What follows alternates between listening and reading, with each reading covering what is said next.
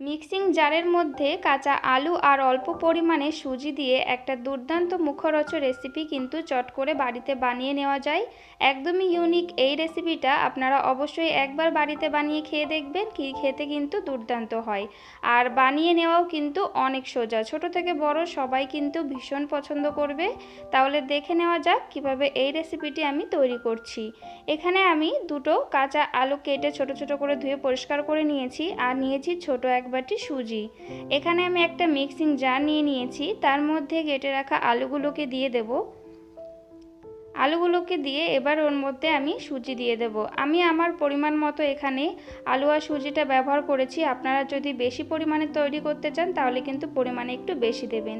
2 থেকে 3 চামচ এখানে জল দিয়ে আমি একটা ফাইন পেস্ট এখানে তৈরি করে নিয়েছি। এবার আমি একটা মিক্সি বাউল নিয়ে নিলাম, তার মধ্যে আমি এই পেস্টটা আমি দিয়ে দেব। এবার এর মধ্যে দিয়ে দেব স্বাদ অনুসারে লবণ, আর একদমই সামান্য পরিমাণে এখানে হলুদ দিয়ে দেব। হাফ চা চামচ দিয়ে দেব লাল লঙ্কার গুঁড়ি, এটা ঝালের জন্য একদমই অপশনাল, আপনারা চাইলে নাও দিতে পারেন। আর এখানে আমি হাফ চা চামচ জোয়ানকে এইভাবে হাতের মধ্যে একটু ডলে দিয়ে দেব। এখানে আপনারা জোয়ানের পরিবর্তে কিন্তু গোটা জিরেটাও ব্যবহার করতে পারেন। এবার আমি সব কিছু উপকরণ একসাথে একটু মিক্স করে নেব। তারপরে এর মধ্যে দিয়ে দেব হাফ বাটি মতো এখানে ময়দা, আর হাফ বাটি দিয়ে দেব এখানে আটা। আমি আটা আর ময়দা দুটোই ব্যবহার করেছি, আপনারা চাইলে কিন্তু শুধু আটা বা শুধু ময়দা দিয়েও এই রেসিপিটি তৈরি করে নিতে পারেন। এবার আমি ভালো করে একটু চামচের সাহায্যে প্রথমে মিশিয়ে নেব। এখানে কিন্তু আটাটা মাখতে একদমই কোনো রকম জলের ব্যবহার হবে না, এই আলুতে যেহেতু জল আছে তাতেই কিন্তু আটাটা মাখা হয়ে যাবে। এবার আমি হাত দিয়ে আটাটাকে ভালো করে মেখে নেব যতক্ষণ না একটা ডো তৈরি হয়ে যাচ্ছে। দেখুন আমার আটাটা কিন্তু এখনও অনেকটাই নরম, তার জন্য আমি এর মধ্যে আরও 2 চামচ মতো একটু আটা দিয়ে নিলাম। আটাটা দিয়ে এবার আমি আবার ভালো করে এটাকে মেখে নেব। দেখুন আমি ভালো করে মেখে নিয়েছি। এবার আমি এটাকে ঢাকা দিয়ে রেখে দেব 10 মিনিটের জন্য। 10 মিনিট পর ঢাকাটা তুলে নিয়ে এর উপরে সামান্য পরিমাণে একটু তেল দিয়ে দেব। তেলটা দিয়ে আমি আবার একটু ভালো করে মেখে নেব। এখানে কিন্তু তেলটা অবশ্যই দিয়ে নেবে, না হলে এটা অনেকটাই নরম হয়ে যায়, হাতে লেগে যেতে পারে। তেলটা দিয়ে ভালো করে একটু মেখে নিয়ে এরকম লেচি কেটে নেব। আমি একটু ছোট ছোট করে এখানে লেচিটা কেটে নিচ্ছি। আপনারা আপনাদের পরিমাণ মতো যেমন বড় ছোট করতে চান সেই হিসাবে কিন্তু এখানে লেচিটাকে কেটে নেবেন। আমার টোটালে এখানে দেখুন 5.5টা লেচি তৈরি হয়েছে। এবার আমি একটা বেলন চাকি নিয়ে নিয়েছি, এর মধ্যে আমি একটা লেচি নিয়ে নেব। আর এখানে একটু গুঁড়ো আটা একটু বেশি পরিমাণে দিয়ে নিলাম, যেহেতু এটা অনেকটাই নরম।